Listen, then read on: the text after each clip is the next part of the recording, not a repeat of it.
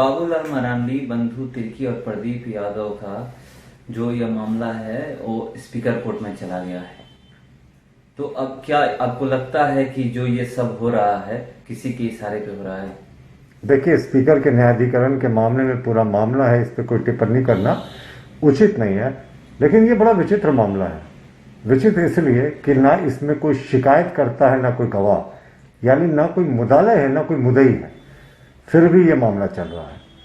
Normally जब कोई शिकायत करता होता है, गवाह होता है, तब ऐसी चीज़ें होती हैं। बड़ा रेयर इंस्टेंस ऐसा होता है कि बिना शिकायत करता और गवाह के भी ऐसा मामला चल रहा हो। और जब इलेक्शन कमीशन ऑफ इंडिया ने इस विलय को सही ठहराया है और जब वोटर लिस्ट आया था उसमें भी जेवीएम के विधायक के रूप में किसी का नाम नहीं था, भाजपा के विधायक के रूप में बाबूलाल जी का नाम था और दोनों को असंबद्ध दिखाया गया था, बंधु तिर्की जी को और प्रदीप यादव जी को।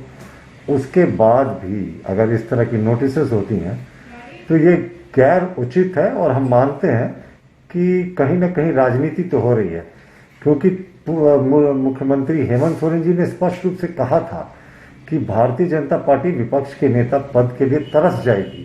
ये हमारा संवैधानिक अधिकार है। ये तरसाने और तरसने वाली बात इसमें कहाँ से आ गई, ये समझ से परे है। बहरहाल जो उन्होंने कहा था वही होता दिख रहा है। कहीं ना कहीं राजनीति तो हो रही है।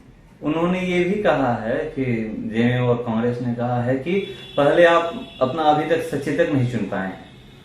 देखिए, ये हमारा अपना विचार है, हमारा अपना मामला है। विपक्ष के भी तो कई सचेतक के पद खाली हैं, तो वो अब सचेतक से विपक्ष के नेता की तुलना करके पूरे मामले को भटकाना चाह रहे हैं। अपने भी तो सचेतक का वो चुनाव कर ले जो पद रिक्त है। हमारा ये इंटरनल मामला है, लेकिन विपक्ष का जो नेता होता है वो एक संवैधानिक पद है और इस कोरोना काल में उसकी भूमिका भी बहुत महत्वपूर्ण हो जाती है। लेकिन जिस तरीके से इस मामले को टाला जा रहा है और मुख्यमंत्री जी ने सार्वजनिक रूप से जो कहा था वो बहुत निंदनीय था कि भाजपा इसके लिए तरस जाएगी। बाबूलाल मरांडी, बंधु तिर्की और प्रदीप यादव का मामला अब स्पीकर कोर्ट में चला गया है और बीजेपी इसको आरोप लगा रही है कि ये किसी के इशारे पे हो रहा है।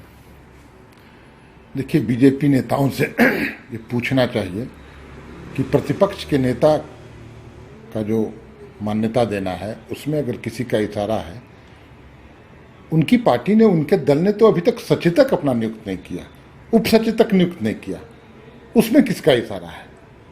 देखिए, हकीकत यह है कि भारतीय जनता पार्टी 4 गुटों में बटी हुई है, आपस में सरफुटअव्वल है, कोई एक दूसरे को नेता मानने को तैयार नहीं। बाबूलाल मरांडी जी के नाम पर इतना जिद क्यों? जब तक जो विधायी प्रक्रिया है वो चल रहा है तब तक किसी दूसरे को भी नेता चुन सकते हैं। उनके यहाँ तो अनुभवी लोग हैं, पुराने लोग हैं।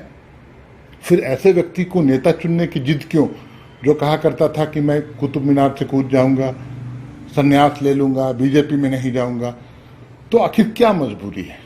और जो विधायी कार्य हैं, जो विधानसभा अध्यक्ष को निर्णय लेने हैं, वो प्रक्रिया के तहत विधि सम्मत, कानून सम्मत, संविधान सम्मत निर्णय होगा और उसमें कुछ वक्त लगता है। जैसा कि पिछली सरकार में आपने देखा होगा 4.5 वर्ष का समय लगा था।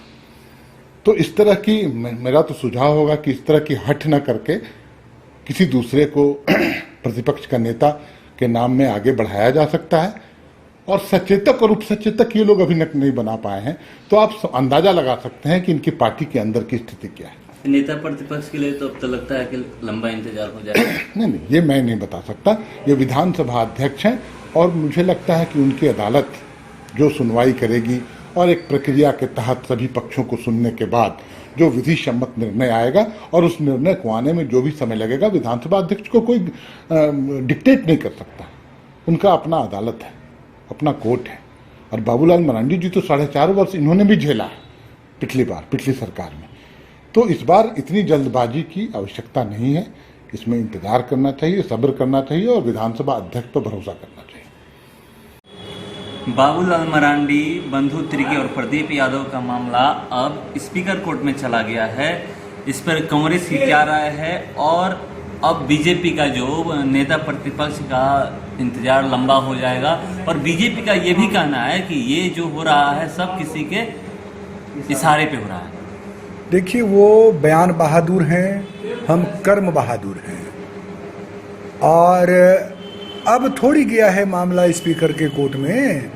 ये तो पहले ही से स्पीकर के कोर्ट में मामला रहता है। जब विधानसभा अध्यक्ष जो होते हैं वो कस्टोडियन हैं, विधायक उनकी प्रॉपर्टी है और ये उनका विशेषाधिकार है कि वो विधायकों के दल बदल के मामले में फैसले लेने के लिए, और इसलिए जो है उन्होंने तीनों विधायकों को नोटिस जारी किया है।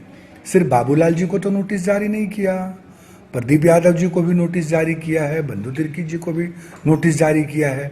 अब अगर हम कहें कि बीजेपी के इशारे पर ये सारी चीज़ें हो रही, ऐसी बात नहीं है।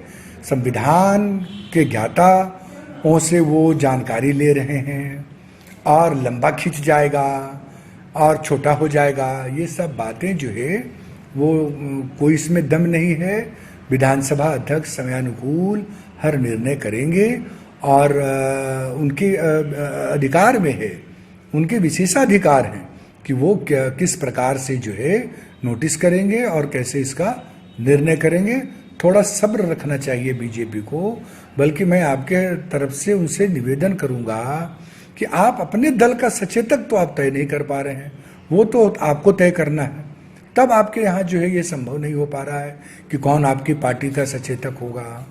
तो उनके यहाँ जो है सब कुछ ठीक ठाक नहीं चल रही है, वहीं सारा कुछ है।